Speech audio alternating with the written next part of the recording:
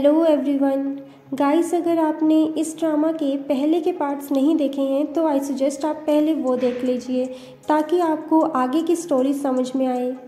आगे तेहो बहुत सोचने के बाद रेस्टोरेंट के अंदर जाने लगता है कि तभी गोहो यहाँ आ जाती है और आइसक्रीम की ऐड के बारे में बात करने लगती है। तेहो कहता है, अब तुम मेरी टीम में नहीं हो तो तुम इस बारे में मुझसे बात क्यों कर रही हो, और तुमने तो कहा था कि आज तुम्हारा प्लान तुम्हारी मॉम के साथ है। तो गोहो इस बात को मजाक में टाल देती है। तेहो कहता है, अगर तुम भी ऑफिस जा रही हो तो तुम मेरे साथ चल सकती हो। यहाँ ये ऐड के बारे में डिस्कशन करते हैं। उसके बाद गोहो जीहुन से कहती है, अब तुम घर जाओ। तो जीहुन कहता है, क्या मैं तुम्हें तुम्हारे घर छोड़ सकता हूँ? तो गोहो कहती है, नहीं तुम जाओ। दूसरी तरफ तेहो को देखते हैं जो कि कुछ काम ना होने के बावजूद भी ऑफिस में रुका होता है और यहाँ गोहो के सभी कोलीग ऑफिस में सो रहे होते हैं और गोहो भी सोने के लिए स्टोर रूम में जाती है। थोड़ी देर बाद कोई इसे ब्लैंकेट उड़ाता है। सुबह जब ये उठती है तो इसके ऊपर ब्लैंकेट और जैकेट होती है, पर इसे समझ नहीं आता कि ये जैकेट किसकी है। आगे गोहो की फ्रेंड इससे पूछती है, तुम डेट से भागी क्यों? तो गोहो कहती है, क्योंकि उसकी शक्ल मैनेजर कांग तेहो से मिलती थी। यहाँ सेक्शन चीफ गोहो के पास आते हैं और गोहो को इनकी किसी लड़की के साथ सेटिंग करवाने के लिए कहते हैं। तो गोहो गुस्से से कहती है, अगर आपके पास कोई काम नहीं है इसका मतलब ये नहीं है कि दूसरे भी फ्री हैं। आपको दिख नहीं रहा है मैं आइसक्रीम की ऐड की वजह से पागल होने वाली हूँ? तो ये कहते हैं, पर तुम अभी तक पागल हुई तो नहीं ना? मैं बहुत अकेला हूँ, प्लीज़ मुझे किसी के साथ सेट कर दो ना। अब गोहो इनके बारे में बताने लगती है कि इन्हें देखकर लगता है कि ये अपनी बिल्कुल भी केयर नहीं करते। इन्हें कोई फ़र्क नहीं पड़ता कि लोग इन्हें कैसे ट्रीट करते हैं। मैं इनके बारे में ज़्यादा अच्छे से तो नहीं जानती, पर मुझे इतना पता है कि इन्हें सैलरी काफ़ी अच्छी मिलती है। आगे गोहो मोम के साथ अपने रिश्ते को सुधारने के लिए आइसक्रीम लेकर आती है और धीरे धीरे घर के अंदर आने लगती है और तभी ये अपनी मोम की बातें सुनती है जो कि कांगहो से कह रही होती हैं, गोहो दिन रात काम करती है पर फिर भी बहुत कम पैसे कमाती है, क्या मैंने इसीलिए उसे स्कूल भेजा था? तो कांगहो कहता है, गोहो बहुत अच्छी बेटी है और वो कभी भी आपको दुखी नहीं करती, तो आपको भी उसके बारे में ऐसा नहीं कहना चाहिए। तो मोम कहती हैं, मैंने उसके लिए डेट प्लान की थी पर वो वहाँ से भाग गई। अब मुझे समझ आ रहा है कि जीहुन ने उसे डंप क्यों किया होगा। तो गोहो को मोम की बातों का बहुत बुरा लगता है और बिना कुछ कहे यहाँ से चली जाती है। आगे ये सब पार्टी के लिए जा रहे होते हैं। तभी गोहो अपनी फ्रेंड को मैसेज करके क्लब चढ़ने के लिए कहती है। तो ये इनसे कहती है, मेरे हस्बैंड ने कहा कि वो अभी घर आ रहे हैं तो मुझे घर जाना होगा, और ये पार्टी में जाने से मना करती है। यहाँ हम इन दोनों फ्रेंड्स को क्लब में देखते हैं। दूसरी तरफ ऑफिस के सारे एम्प्लॉय भी इसी क्लब में आते हैं। गोहो यहाँ पर बहुत मजे से डांस कर रही होती है कि तभी तेहो को गोहो की एक झलक दिखती है। तो ये सेक्शन चीफ से पूछता है, क्या गोहो सच में पार्टी में नहीं आई है? ये कहते हैं नहीं। इसके बाद गोहो के जूनियर की नज़र इस पर पड़ती है और इसके पास आकर पूछता है, क्या तुम अकेली हो? तुम कितने साल की हो? गोहो पूछती है, क्या तुम मुझे जानते नहीं हो? तो ये कहता है, मैं तुम्हें जानना चाहता हूँ। तो गोहो इसके बारे में सोचने लगती है कि इसका नाम ओ जुंग मिन है, पर मैं इस हैंडसम जूनियर को अच्छे से नहीं जानती। गोहो इसे 5 स्टार रेटिंग देती है और यहाँ से जाने लगती है, पर ये गोहो को रोककर इसे किस कर लेता है। तभी तेहो और जीहुन भी यहाँ आ जाते हैं और ये देखकर इन्हें बहुत गुस्सा आता है।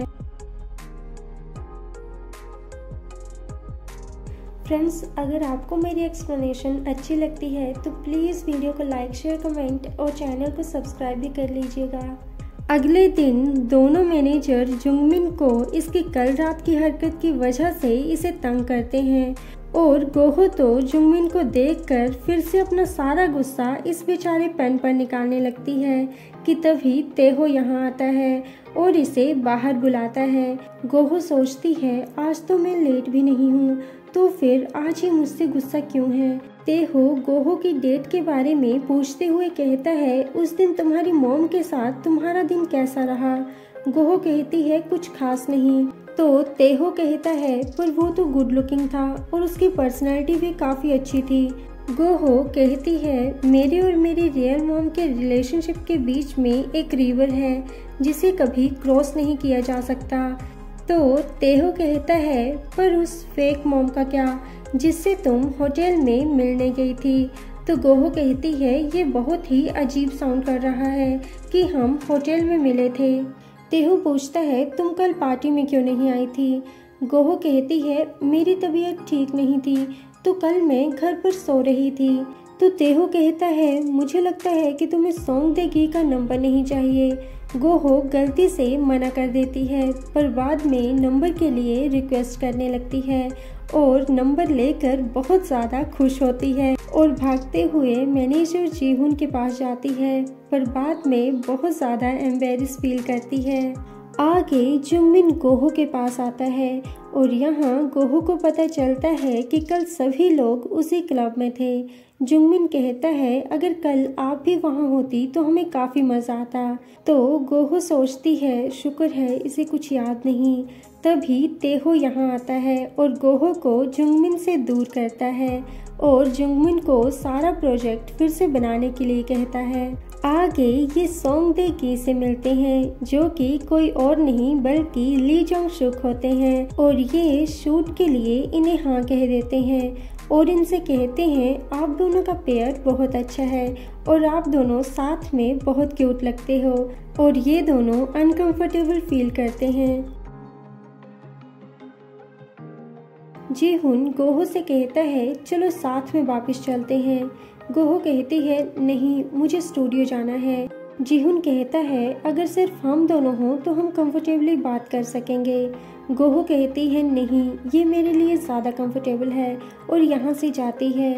दूसरी तरफ तेहो टीम बी की तरफ बॉल फेंकता है तो एक एम्प्लॉय इसे बॉल वापस करने वाला होता है तो तेहो इसे बॉल वहीं रखने का इशारा करता है और बॉल लेने के बहाने गोहो का शेड्यूल चेक करता है कि अभी वो कहाँ होगी।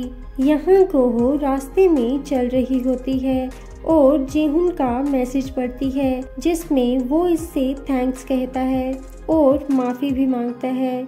गोहो को ठंड लग रही होती है तो जुंगमिन पीछे से आकर अपनी जैकेट इस पर उड़ाता है। ये कहता है मैनेजर तेहो मुझसे इतना काम करवाते हैं कि मुझे खाना खाने का भी टाइम नहीं मिलता है। आप ये सब कैसे मैनेज करती थी। तो गोहो कहती है अगर मैंने इस बारे में बात करना शुरू कर दिया तो तुम आज घर नहीं जा पाओगे। तो ये कहता है मैं जाना भी नहीं चाहता हूँ।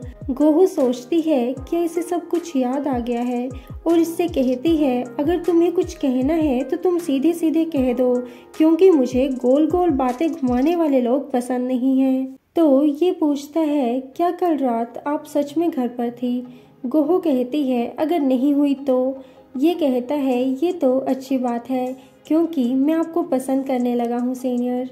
और गोहो को तो बिल्कुल भी यकीन नहीं होता कि जुंगमिन ने इससे ये सब कुछ सीधे सीधे कह दिया। आगे ये अपने घर आती है और अपने नोवेल में जुंगमिन के बारे में लिखती है। इसके बाद इसकी नज़र जुंगमिन की जैकेट पर जाती है और इसे याद आता है कि ये तो वही जैकेट है जो उस दिन स्टोर रूम में इसे किसी ने उड़ाई थी। आगे ये मैनेजर तेहो को सॉन्ग देगी का नंबर देने के लिए थैंक्स कहती है और कहती है कि कल मैं आपके लिए कॉफ़ी खरीदूंगी। पर मैनेजर तेहो इसकी पूरी बात भी नहीं सुनते और कॉल कट कर देते हैं। तो गोहो को इनके ऊपर बहुत गुस्सा आता है। दूसरी तरफ मैनेजर तेहो के पास एक लड़का आता है और कहता है अगर मुझे पता होता कि तुम यहाँ आने वाले हो तो मैं गोहो को स्टूडियो में थोड़ी और देर रोक लेता। और पूछता है तुम यहाँ गोहो को देखने आए थे ना। तेहो कहता है नहीं।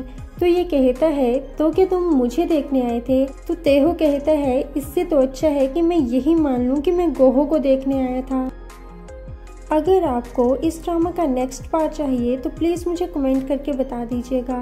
So thanks for watching and take care. Sarangyo.